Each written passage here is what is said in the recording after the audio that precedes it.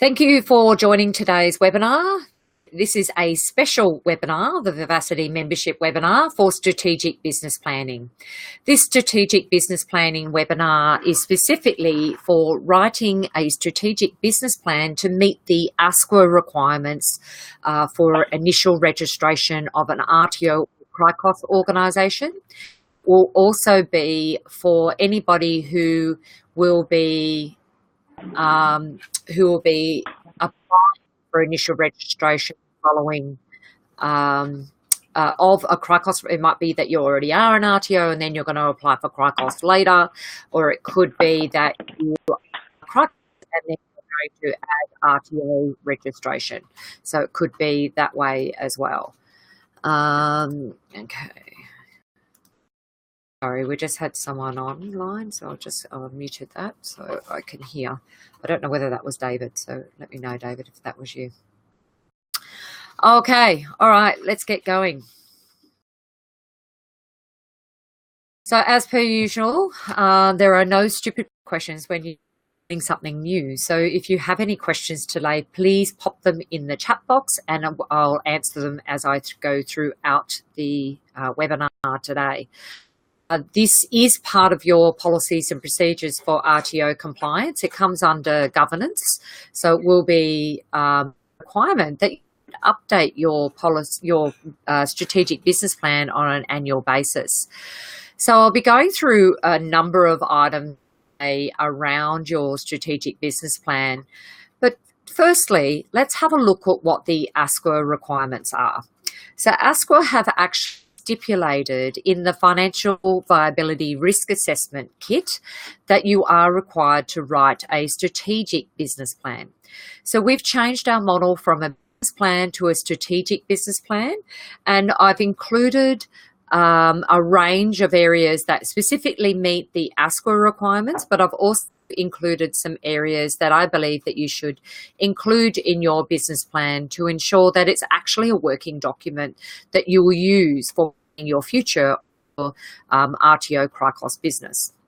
So under the Financial Viability Risk Assessment, it actually states by ASQA that you need to have a company overview, the goals and objectives of your organisation, what will be your strategic long-term direction goals of your organisation, a market analysis of the industry that you are entering into. So you've actually identified who are your target market, who's your industry, who are your competitors, and how you're going to compete within the market. A basic SWOT analysis, so being your strengths, weaknesses, opportunities, and threats. Your financial projections for at least the next 12 to 24 months. So we've actually written the strategic business plan for 3 years. So that you've got a template for identifying what you want to do for the next 3 years. And then on organisation structure, including position and names of staff members. So these are the specific requirements that ASQA have asked to have included within your strategic business plan, or it's a requirement actually, according to the financial projections that you need to include as well. So I'll just give you a little bit of a background of why you need a plan. So firstly, it is a requirement of ASQA as part of your financial viability risk assessment, but the business plan is much bigger than that. It's something that every organisation should do. One of the things at Vivacity, we don't have per se a business plan. We did have one when we first started, but what we do is we have annual strategic planning meetings that we hold, and we have a strategic business plan that's basically a one-page plan of what we plan to do into the future.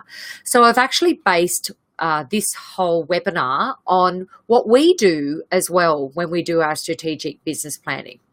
So your strategic business plan should clearly define what you want to do for your business. So why you want to become an RTO CRICOS provider. This is a very important area because this is pre-framing the auditor and anybody who's reading this document. So this could be potential investors, this could be other businesses that you want to get involved with. It could even be a bank that you want to present this plan to to identify why they should fund you into the future. So it's really, really important that you pre-frame in this plan, well, who do you want to become an RTO CRICOS provider? Who are your target audience? Who will you be targeting? So that includes your students. It also includes, it can be potential partners that you want to work with. So there's a range of different target audience that you would have on your scope. So this will be from when you first commence the business and what qualifications you're putting on your scope to commence the business, and then into the future. Where do you want to be in the next 3 years? Really think about what qualifications do you want to have on your scope within the next 3 years. So how are you going to grow your business in order to sustain it and have that capacity to be able to financially support the business as it grows? How will you build the business over the next 3 years? So where will you go? Will you expand into other states or into other areas? Will you need a bigger building? Will you need more staff? Will it be that you need to partner with other organizations? So really identify, what are you going to do to this business over the next 3 years? And then, of course, your financial projections, including your projected profit and loss. And then the big thing that ASQA are really targeting is your capacity to provide quality education. So what is your capacity to do that? Do you have the right team? Do you have the right facilities? Do you have the right resources? Do you have sufficient resources and facilities and staff to cover the growth, so the student numbers that you're projecting in the next 3 years? So in your financial projections, you really should identify, well, what qualifications do you have on your scope for your initial registration, and then for the next 3 years, and then with those qualifications, what are you projecting for your students in order for student growth? So you will be qualifications that we've got on our scope. These are what we're projecting for the next 3 years. And then what will we need to have in place in order to support those students? So what resources, what equipment, what staff will we need over the next 3 years?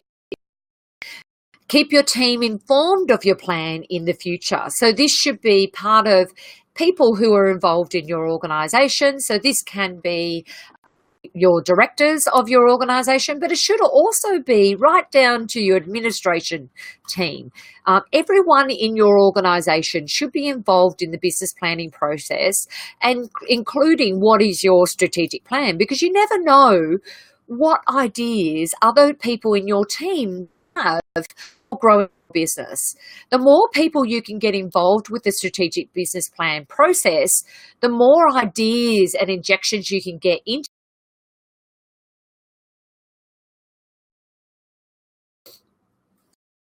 Okay, so before you start writing your strategic business plan, so this is one of the things that we find is people just dive straight into the document and they start editing the document straight away, thinking that's the way you write a business plan. It's not. Failing to plan is planning to fail. You need to plan for your strategic business plan. So plan to plan. So you need to actually have a planning day. Get some things organized. Get your team organized. So there's a lot more involved than just writing a business plan.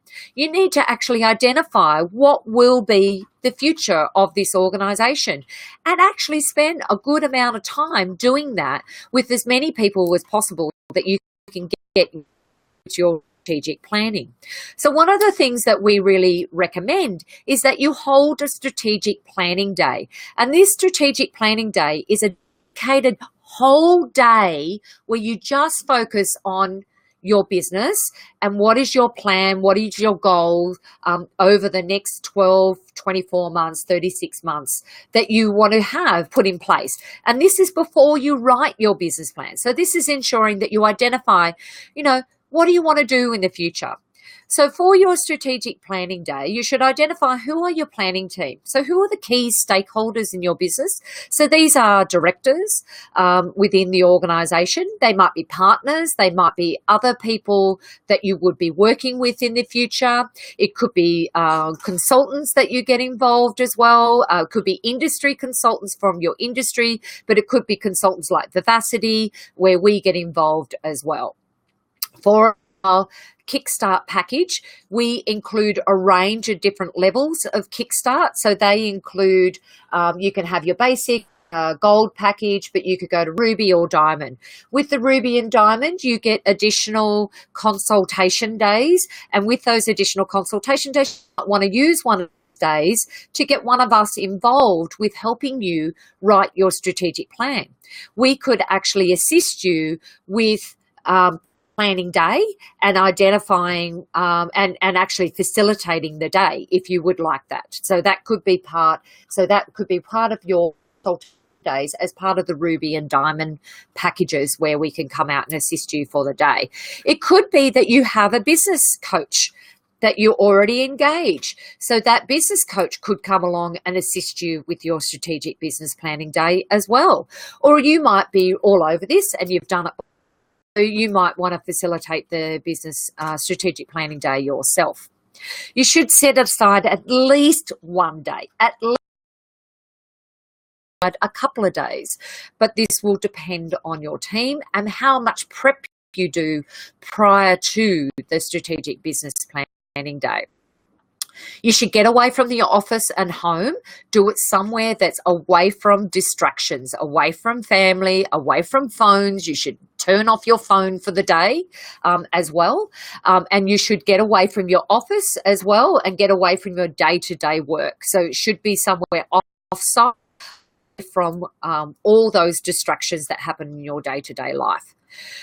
Everyone who participates in the strategic business planning day and some homework prior to the planning day. So that homework is identifying some things like, well, what do they think are the strengths, weaknesses, opportunities and threats of that organisation? Get them thinking about it before the strategic planning day so that when they get there on the day, actually already thought about it and they've got those ideas in the forefront of their mind and they can help you with those projections on the day. That could also include doing some reviewing and undertaking some research of your competitors. Who are your competitors? Where are they? What do they have on their scope of registration? What is their advantage over you? What are your advantages over them? Also identifying who are your industry, who are your target audience, who are your students and who are they and identifying what to look like, what would first class look like, what are their backgrounds, what's their skills and knowledge, what's their experience. We actually include as part of the assessment strategy, and we now include that as part of your strategic planning day and your strategic plan. So we'll provide you with a survey that you can use and you can send out those surveys prior to your strategic planning day so that you've actually identified, well, who are our market? What do they want? What do they want in their training? How can we contextualize our training to meet their needs? So this is some really important homework that you should complete prior to your strategic planning day. You should prepare. You will need to give your team at least 2 weeks to prepare the planning day. So give them lots of work to do prior to the planning day so that they are able to be well prepared for the day. They're able to contribute to your strategic planning day. And the focus, of course, for the day is the future. Remove all distractions of the past. You need to use the past. So it might be that you already are working within your industry, highly likely you will be, and you need that information to focus on the future. So use that, but focus on the future and what you're going to do. What needs are you going to meet? Why are you doing this? Why are you even setting up as an RTO CRICOS organisation? You really need to identify that, and that's part of the day. Okay, some of the homework that you could do is we've got a range of books that I suggest. Scaling is one of the big ones that we use within our organisation. It's part of our day-to-day. We do a daily huddle based on the scaling up. So that's mastering the Rockefeller habits. We do a daily huddle, a weekly huddle. We also review monthly, quarterly, and we have an annual plan day as well. We actually only held our planning day recently, and we had our whole team involved. We use the scaling up method, and you can get this book, all of these books, on Audible. So a lot of our clients do not have time to read a book. That is not an excuse. You have plenty of time sitting in a car, or it could be on a holiday, or it could be on your weekend where you could listen to a book. And I've learned a lot from listening from books. I tell you what, Audible has changed my life when it comes to reading, because I read every day with my work. So I'm reading compliance, ASQA updates, I'm reading everything to do with training and assessment and how to improve your business. So the big thing is allowing time to be able to read a book can be very difficult. So there's no excuses anymore. We have Audible. Check out audible.com.au, and these are some books that we recommend that you get started with. Scaling Up is a really good one for planning and strategic, looking at strategies within your organization. A small business may not be so easy to do that, but it's really good for looking at planning into the future. The E-Myth Revisited is also a really good book. I've listened to the E-Myth. The E-Myth Revisited I'm actually going to listen to, but it's how a small business can grow and what you can do to grow that business. And it's based on other businesses. So looking at other businesses and what they did. And the big thing is systems, putting systems in place, which is very do with you. We work with you. We're giving you systems and practices that have been tried and tested.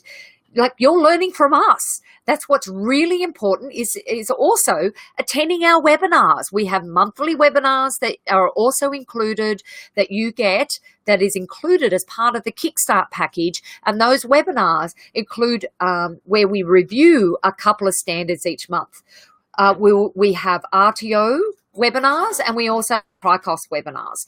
You'll note on Unicorn that there is a continuous improvement cycle poster that you can put up near your desk that includes an RTO continuous improvement cycle and a CRICOS continuous improvement cycle.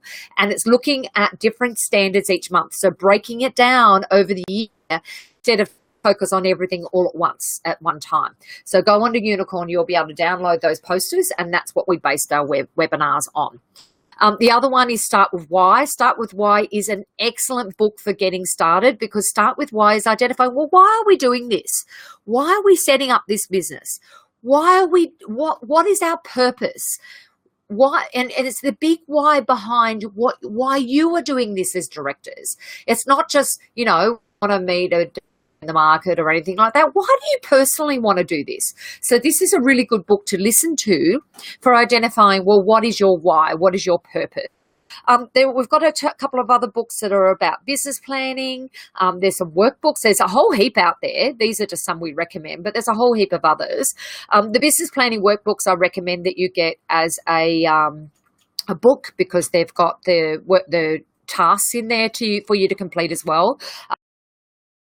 Business by Greg Shields, that's an audio book, so check some homework. And everyone on the team should be involved with these books and reading and doing audio books prior to your planning day.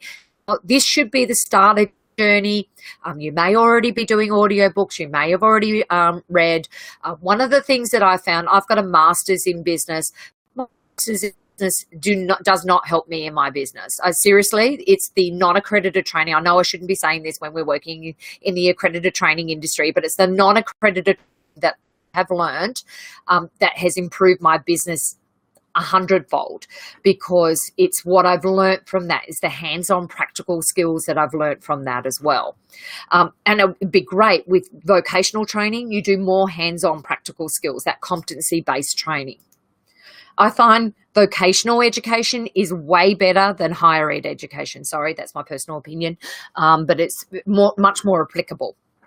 Okay, on the planning day, you need to identify, what is your vision? Where are you going? What do you want to achieve? Look at what your mission is. What's your purpose? Why are you doing this? Why do you even exist? Who will be your clients? Who will you be working with?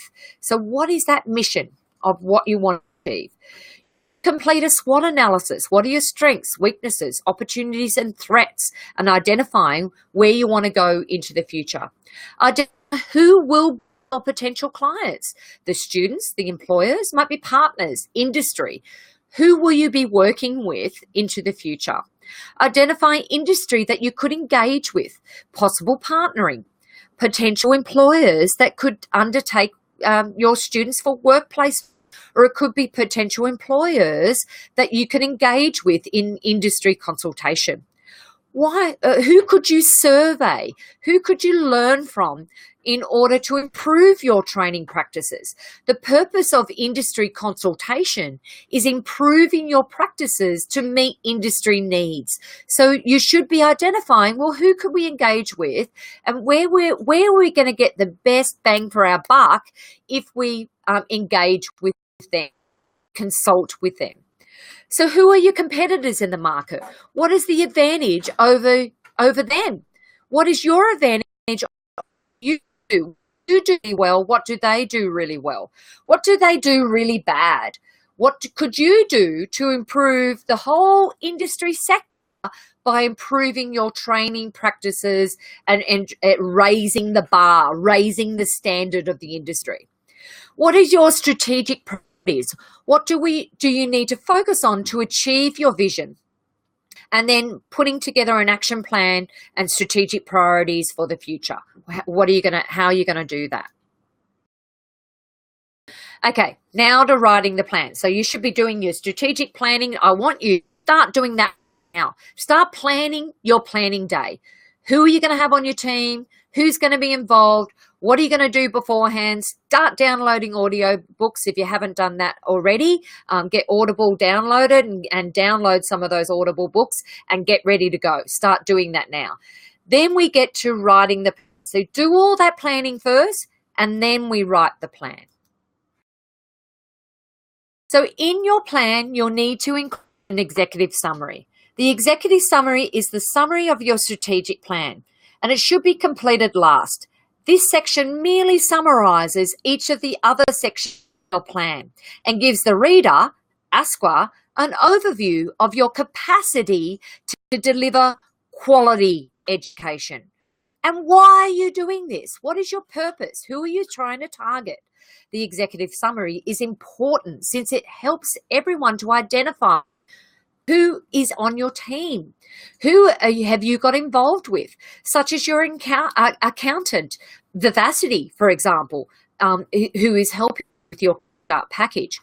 ASQA, who are really important. What do you need to meet in order to meet ASQA regulatory requirements? They may also other industry sectors or regulatory bodies that you need to take into consideration. For example, there may be other licensing bodies that you need to incorporate into your plan as well. Who are your employees and investors? So it should be your executive summary gives a clear snapshot so people can quickly understand and support your plan. You should include your goals and objectives. Setting and achieving goals is the hallmark of successful companies, and it is critical to the element of your strategic plan. The key is to identify your 5-year or 3 to 5 year long-term goals. Identify your 1-year goals, that is what you must achieve in the next year to be successful and have the capacity to deliver quality education.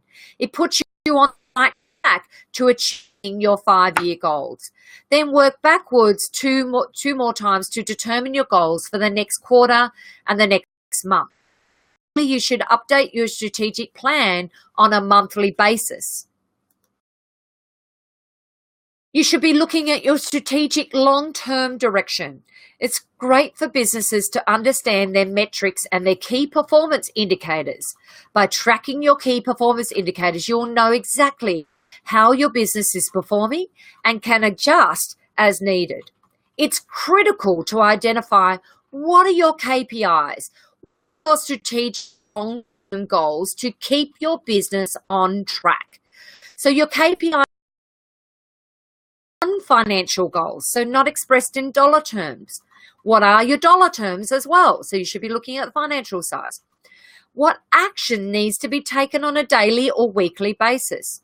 It should be connected and clearly identified with your goals, and it should have measures so that you can identify whether you're performing badly or poorly. And it should be tested so that you're encouraged to take appropriate action.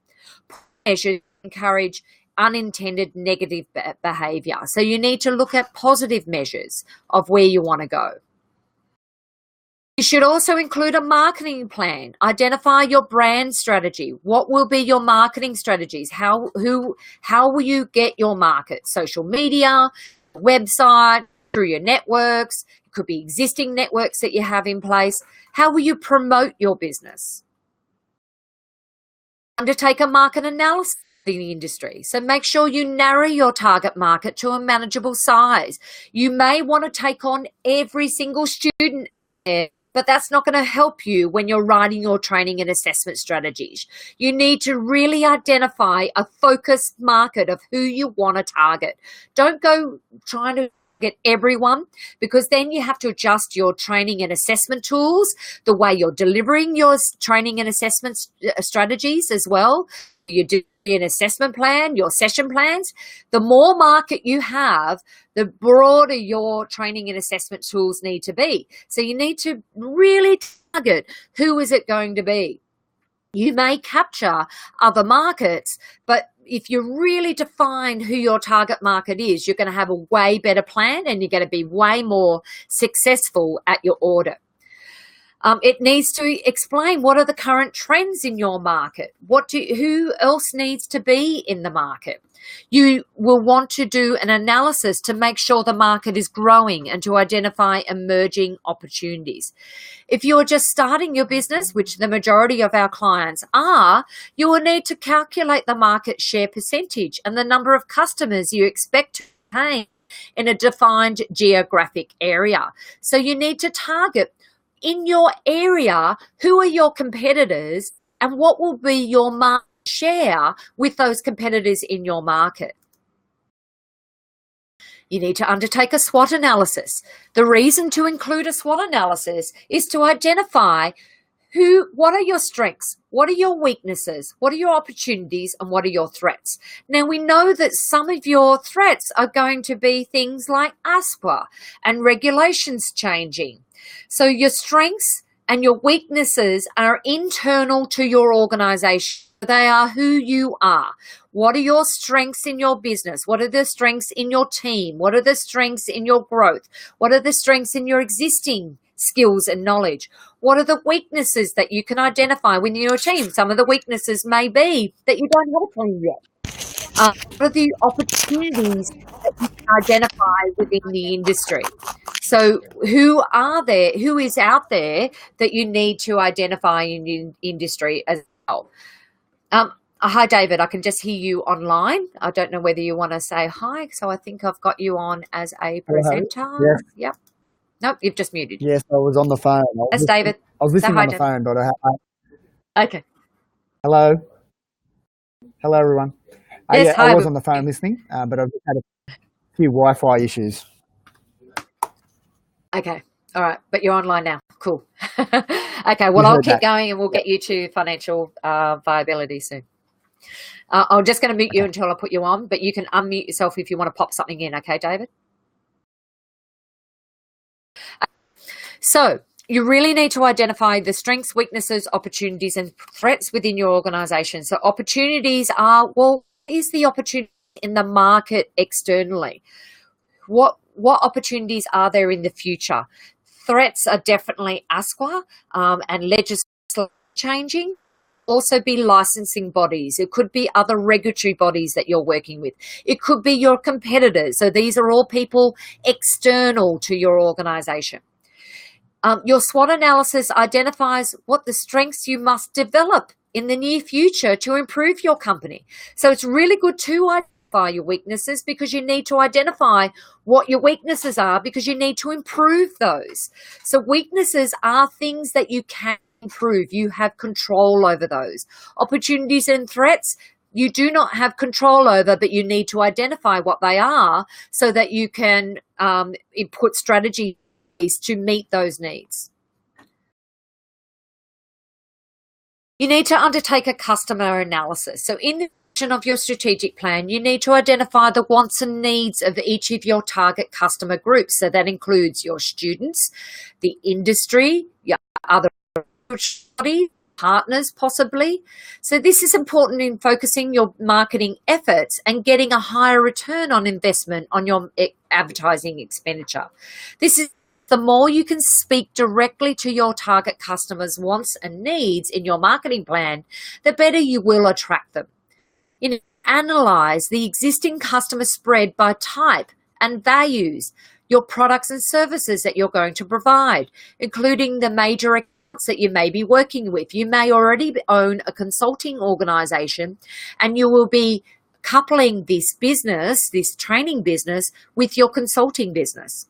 Knowing the wants and needs of your customers will help you tailor your products and services to meet their needs, as well as helping you to focus on your marketing efforts. You should identify who are your competitors and analyze the competitors in your market. So the goal is not to list every single detail about your competitor, but rather identify who are your key competitors and their strengths and weaknesses. Identifying your competitors will allow you to determine your current competitive advantage and ways to develop further advantage. What are you going to do to make your key point of difference against your competitors? What are you going to do differently? How are you going to do it differently? How are you going to deliver your training differently? How are you going to meet the industry needs? How are you going to meet the student needs? There may be joint venture opportunities. So detail the other organizations or individuals that you will work with to develop your market, including what they gain by working with you. You need to really consider what the regulatory restrictions will be, in particular, any customer or government regulatory requirements affecting your business and how you'll need to comply. Make sure to take into account the cost of ongoing compliance. You need to include that cost of ongoing compliance in your financial viability risk assessment to ensure that you've incorporated that as part of your fees into the future, because you'll need that included as part of your costs. You'll need a marketing plan. So the marketing is the process of creating new customers. So your overall marketing strategy should detail how you will grow your business, locate channels of distribution, and communicate to your customers. You really need to identify your organizational structure. So the organizational structure ensures that you have sufficient human resources to execute on the opportunities you've identified and how you're achieve the goals you have established in your plan. In here, you should list your current team members and identify the types of people you'll need to hire into the next year and into the future over the next 3 years to achieve your goals. There is an organizational chart that is included in your strategic plan that outlines who you have on your team and your plan for the future. You also have an overview of each position and the key responsibilities of those people within your organization. And then what memberships and affiliations do you have? So they can include Vivacity membership, but it also could be memberships with other networking bodies. So something like VELG, or it could be NIAS, or it could be ACPET, which are other training bodies, or affiliations with industry sectors that you are working with. In your financial projections, you need to include in your strategic plan what will be your financial projections to help in multiple ways. First, you can use a financial model to assess the potential results for each opportunity you consider pursuing. Also, once you determine the opportunities you will pursue, your financial projections will match the goals. For example, you know exactly how many new customers you must attract in the next month, quarter, year, in order to achieve your goals, and at what price point to achieve next month's goals. You should develop your complete strategic plan each year and then update it on a monthly basis as actual results come in and you gain more clarity and intelligence. So this is once you've become an RTO. It might be that you're already working in partnership and that you already know some of your figures, or it might be that you're already an RTO and now you're doing CRICOS. You need to put in projections moving forward into the future and then identify, well, what are we doing now and what figures are coming in now and what we need to do next month. And really look at your current, if you're currently running a business, look at your current figures and how you'll need to improve those figures in order to take your additions to scope, or if you're adding CRICOS to your registration, or if you're currently partnering under another RTO, what do you need to have in place in order once you become your own RTO CRICOS provider, what do you need to have in place and what finances will you need to have in place? You should develop your complete strategic plan each year and then update it monthly and have clarity and intelligence on what you're doing. While you will rarely achieve the precise goals established in your strategic plan, it does establish a ground point on where to start, so foundations on where to start, and it has research says that the more you put into your strategic plan, the more likely you are to achieve your goals. So plan and have that in place. Your projections will consist of historical data. So if you currently have a company, it should also have past historical data included in that for your projections into the future. And these should align with your goals and strategies that you've laid out in your strategic business plan. You can use these projections to help assess which opportunities you should do and to quantify the goals you wish to achieve, such as units sold for your customers in order to get those students on board. Potential investors decide if they want to invest. You should include prospective data for the next 3 years, and for each year include forecasted income statements, balance sheets, cash flow statements, and capital expenditure budgets. Supply monthly or quarterly projections for the next year. And I think David's going to clarify this. They're actually looking at monthly. ASQA's looking at monthly projections. In your supporting documentation, you need to include an appendix which contains for supporting materials such as your resume of your directors, projected profit loss, and your financial viability risk assessment and position descriptions of each team member. Okay. So before I launch into David and his financial viability risk assessment, I'm just going to bring up a document that you will find on Unicorn. So this is something that you'll find that will be very useful for identifying. Sorry, I've got to share my screen. I'm trying to remember which one it is. Multitasking is difficult when you're trying to run a webinar. Okay. So this document you'll find is under marketing, and it's your course cost breakdown. It's a simple little spreadsheet to identify how to actually develop your fees. What should be your fees? So this course breakdown is a spreadsheet that includes, well, you can put in how many weeks the course is going for, the days per week that you're going to run it, how many hours per day, and then the total hours per week, and then the total hours overall to run that course.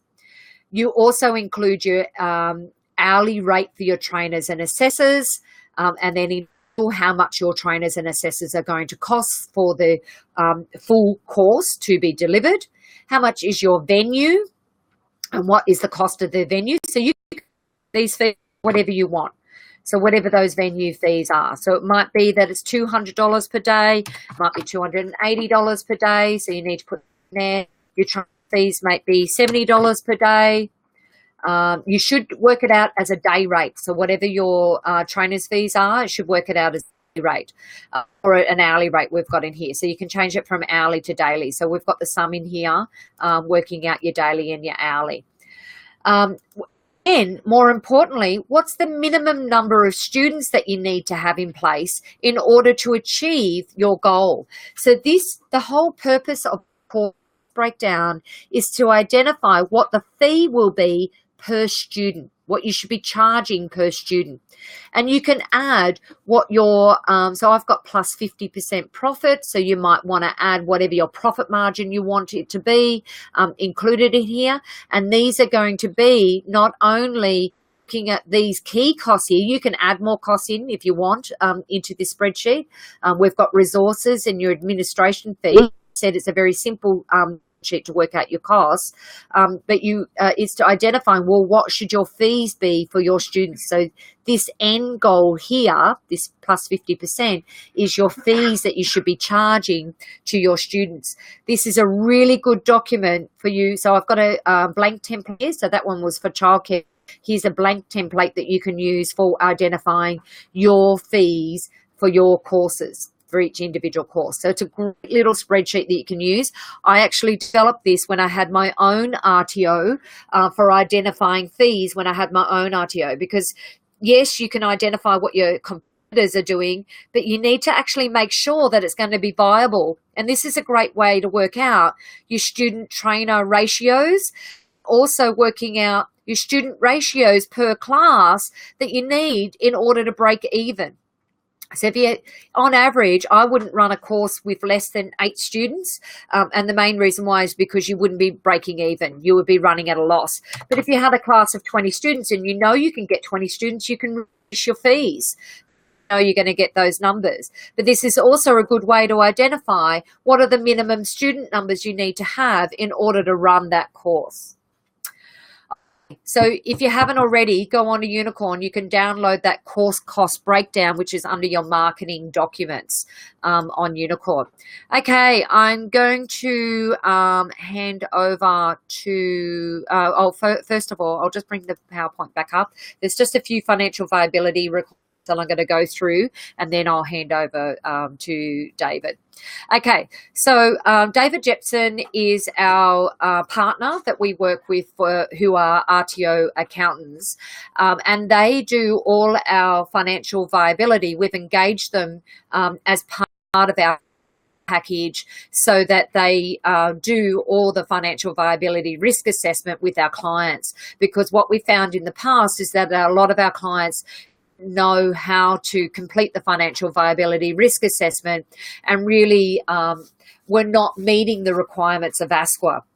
So that's why we include it in our Kickstart package, so that we have a better outcome with achieving 100% compliant when it comes to financial viability risk assessment.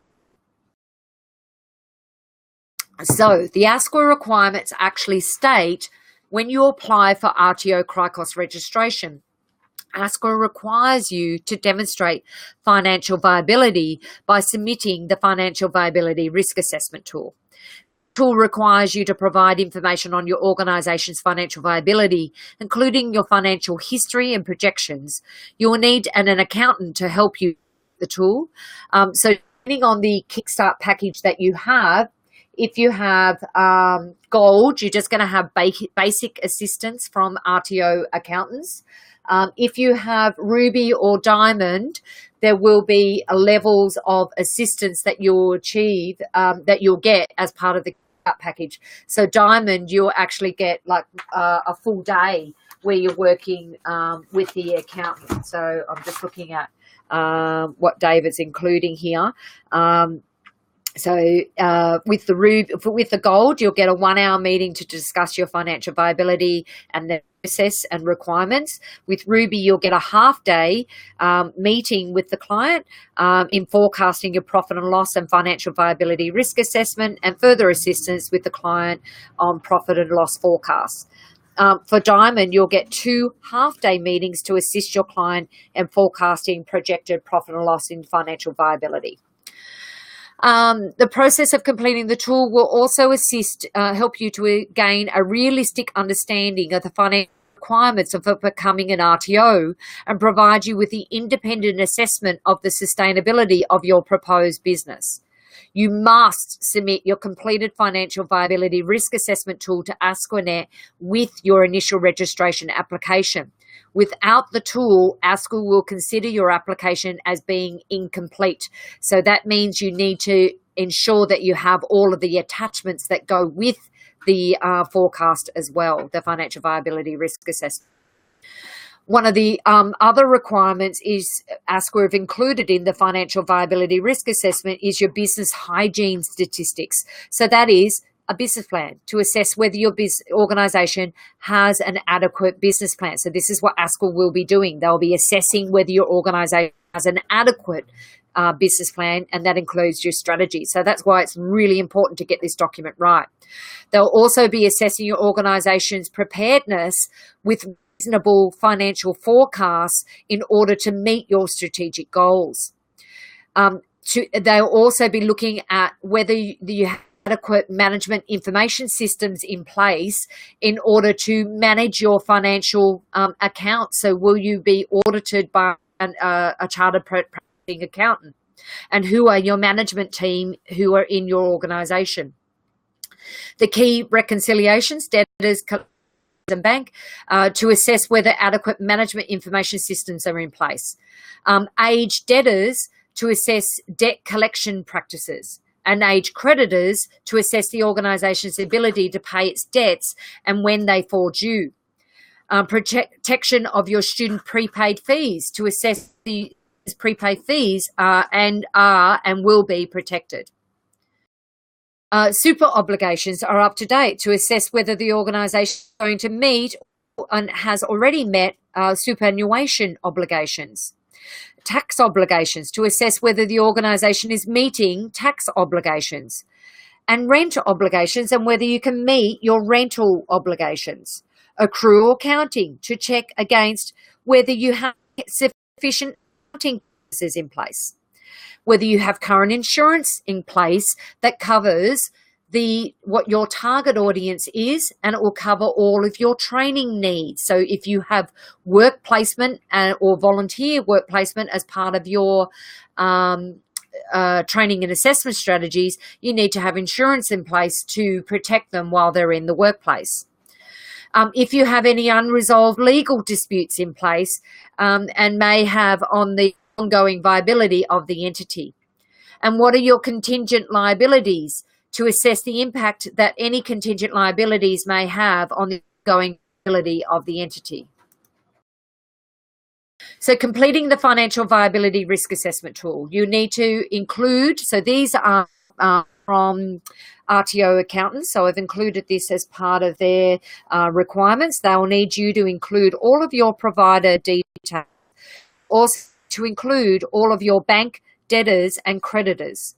You'll need to include your student numbers and the course fees. So you can use that course cost breakdown to identify what your course fees will be and then what the costs will be as part of running that course.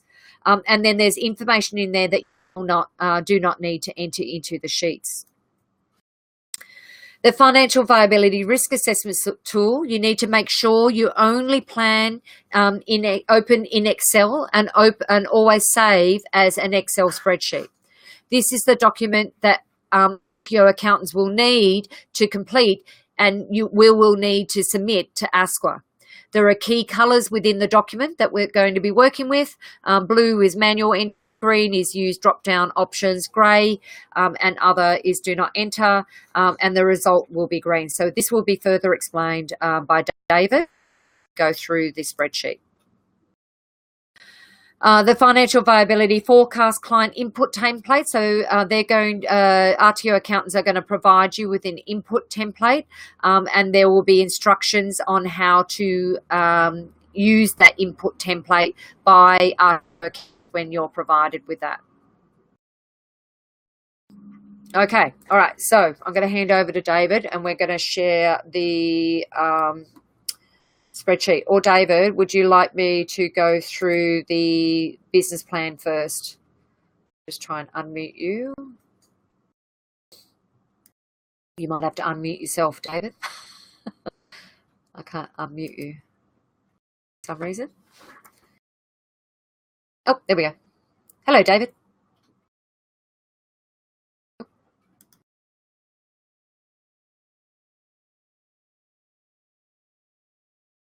Oh, it's not unmuting for some reason. All right, well, I'll go through. There we go. David, can we hear you? Yep. Okay. Yes, cool. What would you like us to do? Would you like me to go through the strategic business plan first or go through the spreadsheet? Go through the spreadsheet. Okay, cool. But just before, Right, while you're getting screen. that set up, I'll just talk a little bit. So, I mean, Yep. what Angela discussed as far as the business plan goes, the business plan is integral to the financial plan, which is integral to financial forecasting. So everything that was said and discussed as far as, getting your house in order and how you're going to plan your business is going to link to how you're going to forecast in your business. And basically, it was such an investment like this to get into, an RTO business. It's a reasonably sized investment. And what ASQA is really asking in their own way through the FVRA, it should really just be an extension. It should be an extension of what you've probably already done in assessing getting into a business like this, because they're basically asking and wanting you to provide evidence that you've thought about how you're going to go in this business, how like what's the plan for this business, and what are the financial implications of that plan. So the forecast is just a presentation of that, of your understanding of the commitment you're entering into. And so they just want to know the details of that, and they're really just testing you to make sure that you have gone into this into what we call a well planned and thought out manner. So I'll just start. So that doesn't look like that's sharing, Angela. That's not really coming up on my screen very well. Yep. Oh, That's no, all right. I just thought while you were talking, I'll just scroll through the business plan so they can have a look at it. Okay. All right, we're back now. Can you see it? Can you see the spreadsheet? Kind of. And so just with, I can see it better now. So just with the spreadsheet, so this is their financial viability risk assessment tool. And I think we're on the introduction, and the introduction page is worth everybody having a read through, because it also refers to the strategic business plan down the bottom. But basically, as I discussed, it's really ASQA wanting to make sure that the people, the entities registering to become a training organisation have done their homework and know what they're getting into.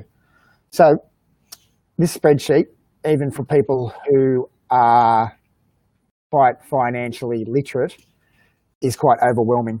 So it's not just, if you have a look at this spreadsheet and think it's a little bit thorough, you're not the only one, because everyone, even people financially who have looked at these things before, do find it somewhat overwhelming. It's in Excel. It's complex. So you need just, and that's why we recommend just saving it always opening it in Excel and saving it as a .xlsm.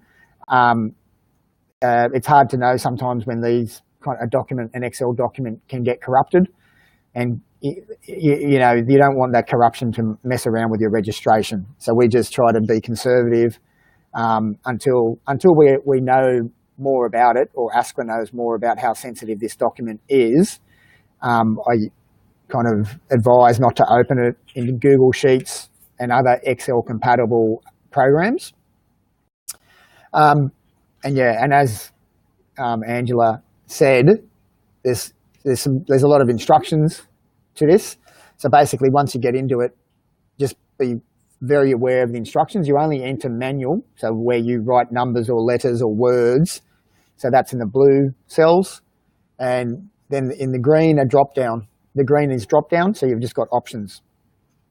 And don't touch anything else. Basically, That's it. So you only have to worry about the blue and the green. And the provider, so obviously the instructions, you just need to read through them. And the introduction is just about what this whole document is all about and why they require it. The accountant certificate is something that we sign off as the accountants. The provider details sheet, which is a sheet marked number 1, which is the third sheet from the left, is very important. The provider details really set up the whole document, especially in the top section of the provider details. So there's a couple of key questions in the provider details at the top, and basically one of the key questions is this a startup business or is this an existing business? And so according to ASQA, a startup business is a business that's been in the receipt of trading revenue for less than 12 months. So that means if you haven't been trading or you've been trading less than 12 months, you're a startup business. If it's been over that period, you're an existing business. And being an existing business changes what you need to provide. So being an existing business means you need to actually provide information about actual financial statements that you prepared for the last 2 financial years. So that means, regardless of whether you're an existing business or a startup business, you should have your financials up to date. So you should be in this, once you start this process, once you start this business, once you start going down this track, you need to make sure your financials are up to date. So, depending on how you get into the business, you might have bought a company, or you might set up your own company. Regardless, that company, whether you were the owner at the time or not, it needs to prepare financial statements. Every year a company is registered, it should prepare, especially a company like this that is going into a regulated environment. You need to have your financial statements and be prepared. So you need to have everything up to date. And as I said, ASQA is going to require what you've prepared in previous financial years for businesses that are classified as existing businesses, those that have been trading for more than 12 months. And for forecasting, for both an existing and a startup business, we need a place to start. So that means we need financials, we need to know the position of the business. So usually what we see is, people say, well, they haven't been trading, they haven't started the business.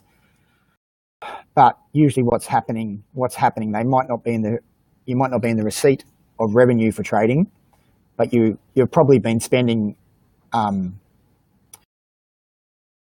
you've probably been spending money to set up the business. So you might be spending money on computers, you might be spending money on agents' fees to find your premises, you might be spending money on consultants or lawyers to set up the business, or accountants. You might be spending money on the leasehold. So you may have entered into a lease and you're making improvements to get the 9B. So you've got a premises which is compliant with ASQA requirements.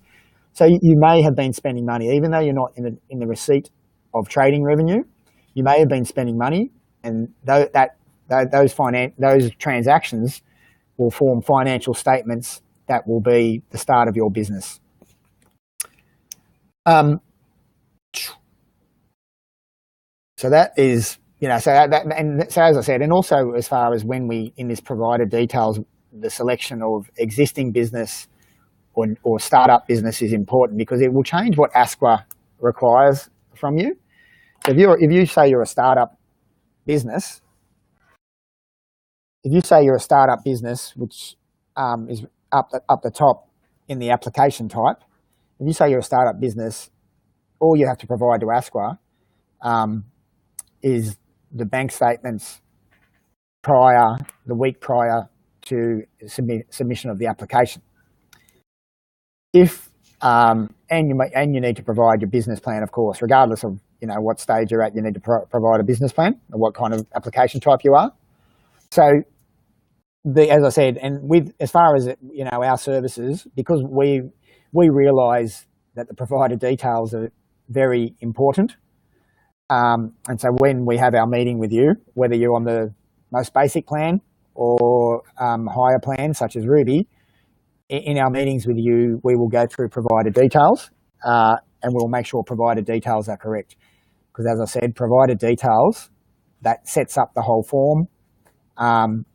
And so Angela's just punching a few example details here, kind of giving you an example of the blue and the green, as the green is the drop down. And I think most of the businesses here will be called other training providers. So, as I said, we need a starting point. So all businesses, when you get here, you need to get your financials, right? So you need to get your financials up to date. Okay, so what does ASQA want in regard to forecasting? So yeah, as Angela said, they require 24-month forecast from the date the business starts for profit and loss, balance sheet, and cash flow. For people running a business, obviously finance is not always the main thing they're into. So really all we require from our client and with our assistance is the profit and loss, right? So once we, as I said, we get a starting position, the current financial position, and then the forecasting, the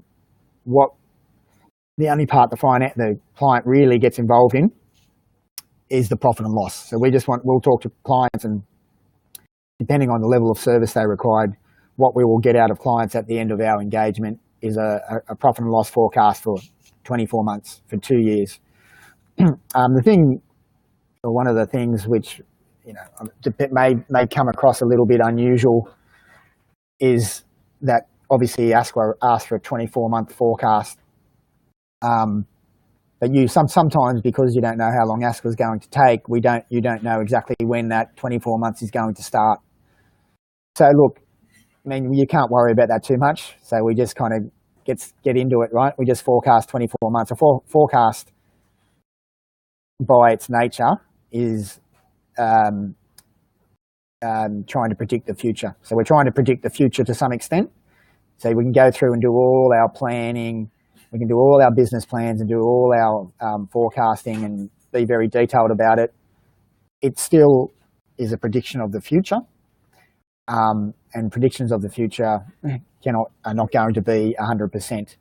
So you don't get too hung up on the details about when my business is going to start. Don't let that hold you back in your forecasting. So as I said, a profit and loss forecast is tough enough. It's tough enough for non-financial or even some financial people to do. So that's all we ask clients to do with us. And we, as I said, we assist them.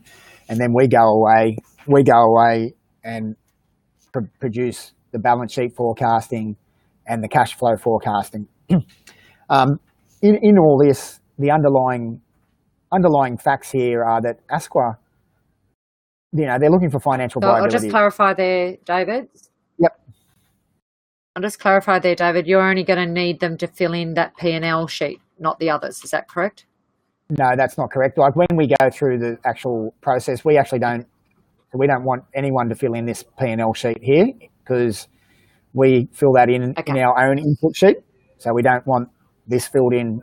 We don't want, and eventually we will. So at the moment we are getting you to fill in some parts of the FVRA, but eventually we will probably not have clients enter anything in the FVRA because the FVRA tool is very sensitive. But when we engage a client, we will go through what exactly we require. And in this part of the FVRA, we only want the client to be involved in the provider details, the bank, debtor and creditors, and student numbers and course fees. There's only 3 forms we want clients to be involved in.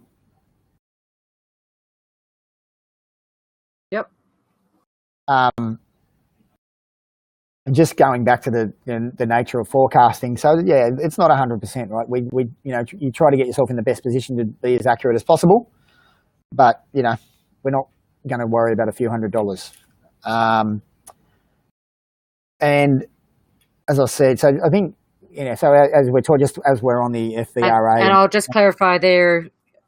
As well. ASQA aren't going to come back and go, you said in your forecast that you're going to do this and you didn't do it. They're not going to come back and say that. So it just needs to be realistic what you put in your forecast. But they're not going to come back and go, you didn't do exactly this. So don't get bogged down with thinking you have to get exact numbers, because that's not what you need. That's right. Yeah. And the other thing here is that you can see that ASQA's got this form here, this student numbers and course fees. It's also got another sheet called key expenses, which is basically a detail of staff and contractors. Both these sheets have a lot of numbers, and basically they form the basis of calculating the revenue we're going to get from students and the expenses to be paid to staff. But the way ASQA's designed it, these sheets are independent of the profit and loss sheet forecasting that they've got in this FVRA. So therefore, we, in our own process, in our own sheet, we actually we use what ASQA needs. So ASQA need information for student numbers and staff and contractors.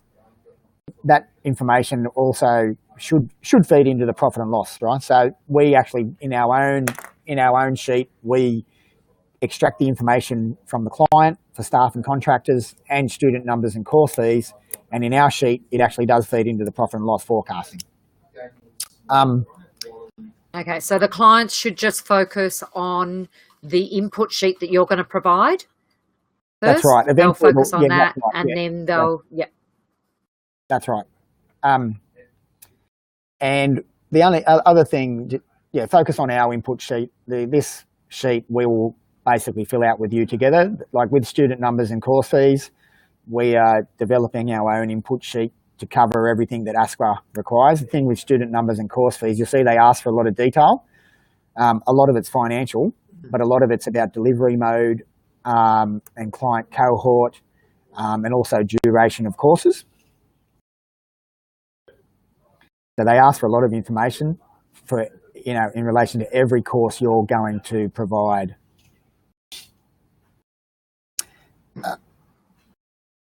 So we, as I said, we will, with the big numbers, the big numbers that, the big numbers that we're finding in relation is obviously student numbers and course fees is the revenue. And so that's obviously one of the big numbers and a very critical forecasting area. And staff and contractors is also another critical forecasting area.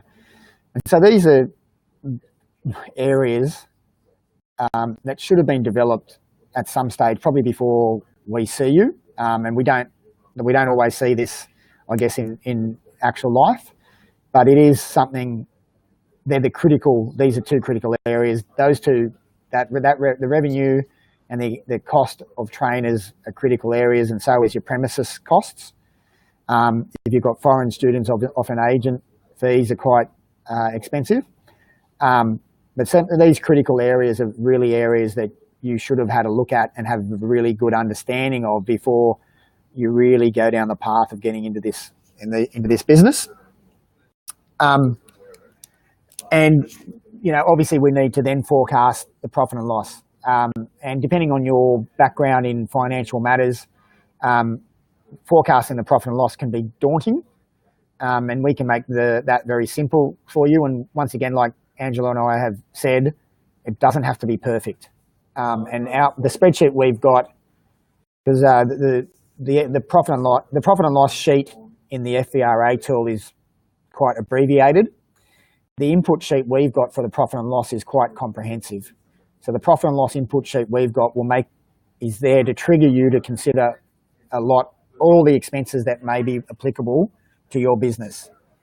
It's RTO specific. So our input sheet that you'd see once we engage it would trigger you to consider all expenses. Like we talked about some of the big expenses, but then there's all the other expenses which add up, and those expenses include things like telephones, IT, staff amenities, travelling. You're going to have more. You're going to have campuses around the country. You've got to travel. If you go to conferences and seminars, which you will eventually, you're going to travel. And then there's other expenses like your advertising and marketing. How they have to come through. They have to be reflected in your profit and loss forecasting. And also, once again, in the big picture, yes, ASQA are looking for viability. So in our forecasting, we've got to tread a fine line and be realistic about our financial forecasting and realistic about how first-year businesses actually perform. First-year businesses, historically, in Australia, the statistics are not very good, right? So I think it's something like 25 or 30% of businesses in Australia go out of business in the first 2 or 3 years. And that's obviously something you don't want to hear in a seminar like this. But it's also, in relation to what we're saying, it's also a bit of a dose of reality and also to be practical in your forecasting. Because ASQA could also, if you're forecasting in your first year of business, that you're going to be making millions and millions of dollars of profit. I know if I was the ASQA person assessing a financial viability like that, I would be considering how does a business just start all of a sudden and be a multi-million-dollar profitable business straight away. So we need to kind of show some reasonableness and practicality about how we forecast and what we present to ASQA. But we also need to show that you're going to be profitable enough and cash flow positive enough to have a sustainable business.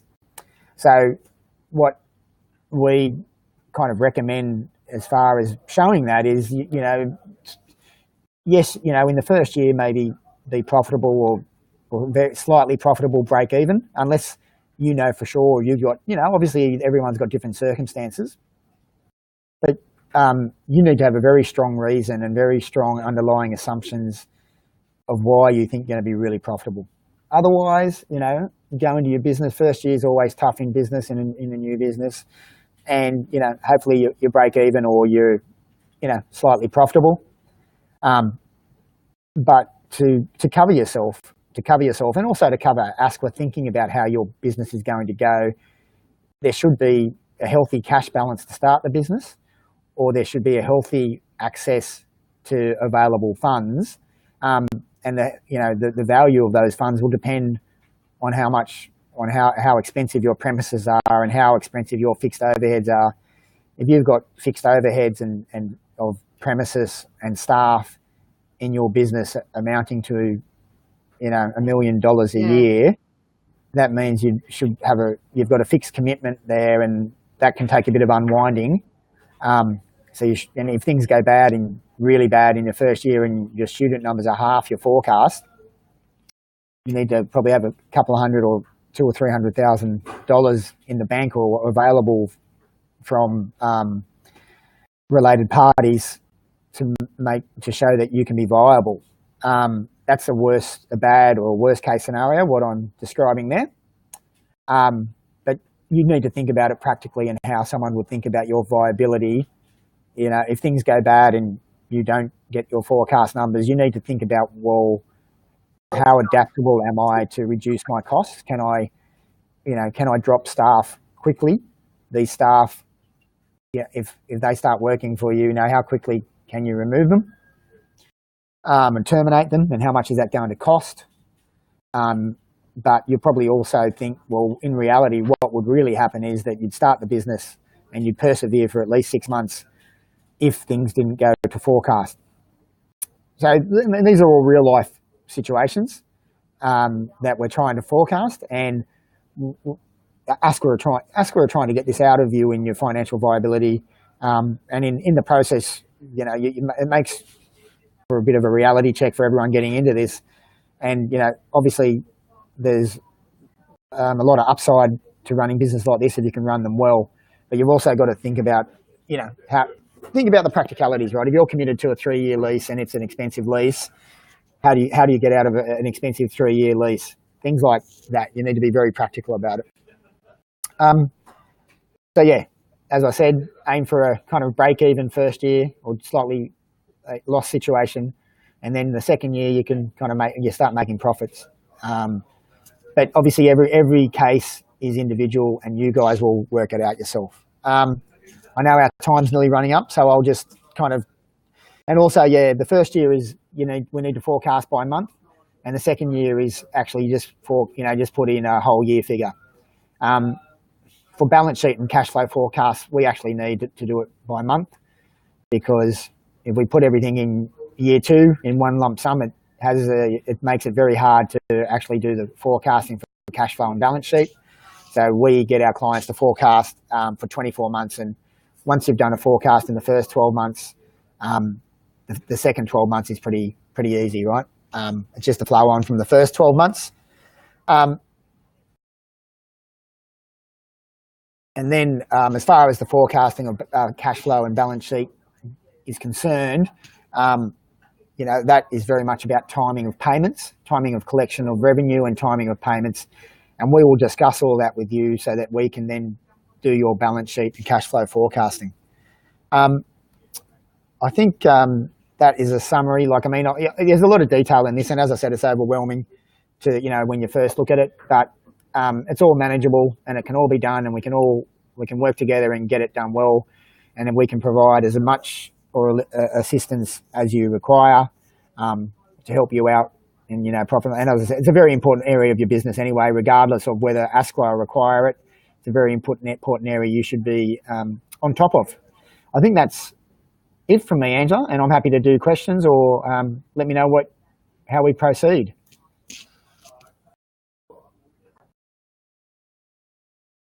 Okay, so if anybody has any questions, please pop them in the chat box if you have any specific questions.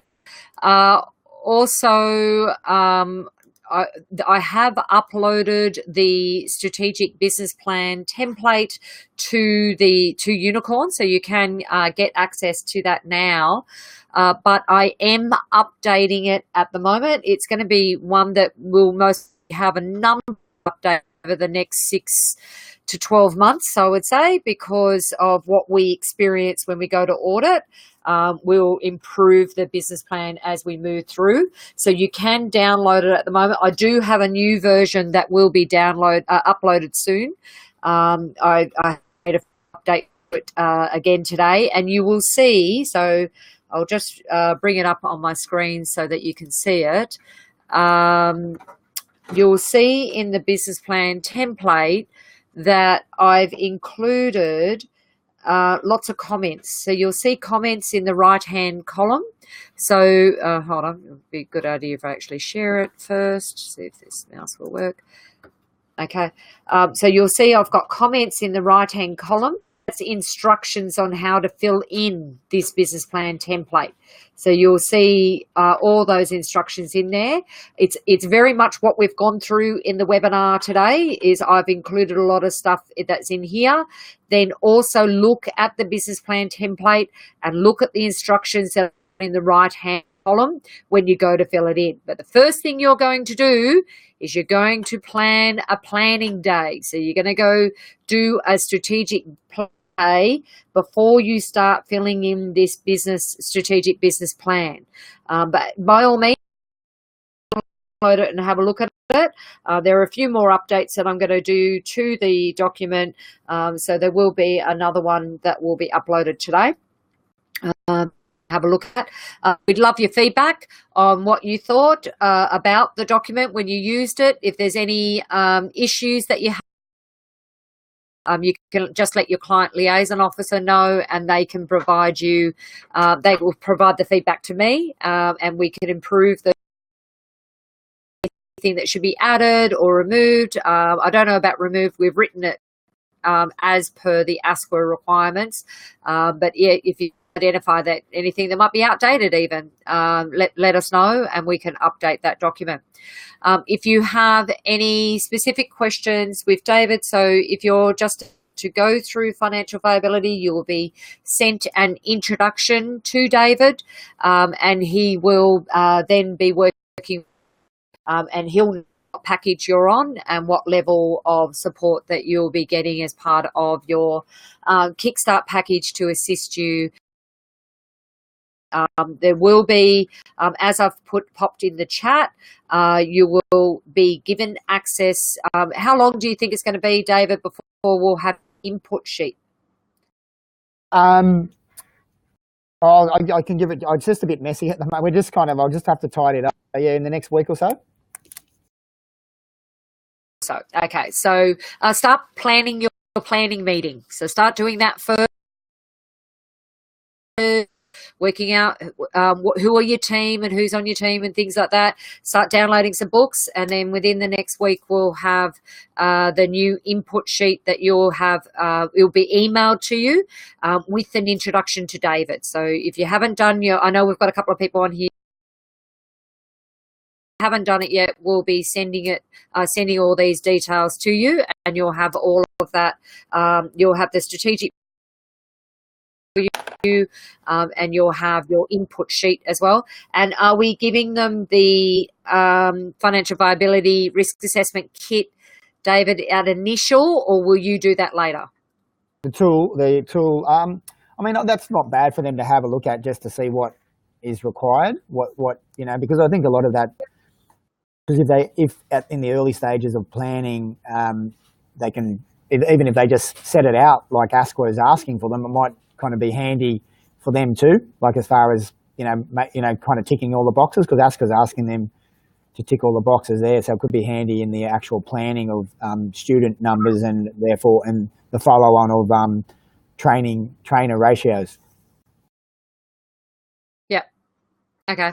And we'll be going through, so we'll be covering when we do our workshops and stuff as well, a bit more about what in the business plan. It's one of the things that I highly recommend all of our clients do on a annual basis, is that they review this business plan or strategic planning so that they are identifying what are their goals and what do you want to achieve. Now, the big thing about it's identifying what your future forecast is and setting goals, setting what are your long-term goals and what do you want to ball, and identifying, well, who will be in your classroom in the future? What resources do you need to have in place to support that? What other support services will you need to have in place to support the typical student that you have in place? What will you need to have in your delivery and assessment plan? Will you need to have in your training and assessment strategy? Who should you engage with? You really should be identifying that so that you're looking at your industry consultation, incorporating that in. And one really important thing that David has really highlighted with me, so I want to make a highlight out of it as well, is doing your student numbers is really identifying, well, what are your course fees and how are you going to make it viable? How are you going to ensure that your fees are going to be viable for the student numbers that you're forecasting? You really need to be thinking about that and looking at that course breakdown sheet, the cost breakdown sheet, that I've got on Unicorn, which will help you with identifying the fees. Yes, by all means, look at competitors, but also look at, what are going to be your costs in running these courses. That includes your trainer costs, your training resources, getting the assessment tools, purchasing the textbooks. It might be that you need physical resources to deliver the training. So, for example, it might be that you're doing forklift driving course. You may need to purchase a forklift truck. So you need to identify those sort of resources that you need to have. If you're delivering childcare training, you'll need to have childcare resources. That's prams and cots and toys and all the equipment to deliver training. Aged care training is the same. You need to have all of that equipment in place to deliver that training. So you need to incorporate that into your financial viability to identify what are those costs going to be for those resources, and then the upkeep of those resources ongoing. Do you need to have maintenance on those resources? Will you need to replace those resources? So you really need to be thinking about that when you're writing your financial viability and then looking at your projections in your business plan. So we haven't got any questions. So I'm hoping that we've covered everything that you were hoping to get covered in this webinar. If you do have any further questions, please do not hesitate to get in contact with your client liaison officer, and your client liaison officer will answer your questions as promptly as possible. If they're not able to answer your questions straight away, they will come to either Amanda or I, and Amanda and I will go through and answer those questions as well. So there is a team here to support you, so you're not on your own. We are here to answer your questions. The other thing that's really, really important, make sure that you get to your monthly webinars, make sure that you get to the workshops. They're really important. The webinars and the workshops help support you throughout this whole process and give you a much better understanding of what's involved. With a new membership platform that's going to be launched in the start of 2019, and that membership platform you're going to access previous webinars. So keep your eyes peeled for that. You will have access to that as well. Thank you very much for attending today.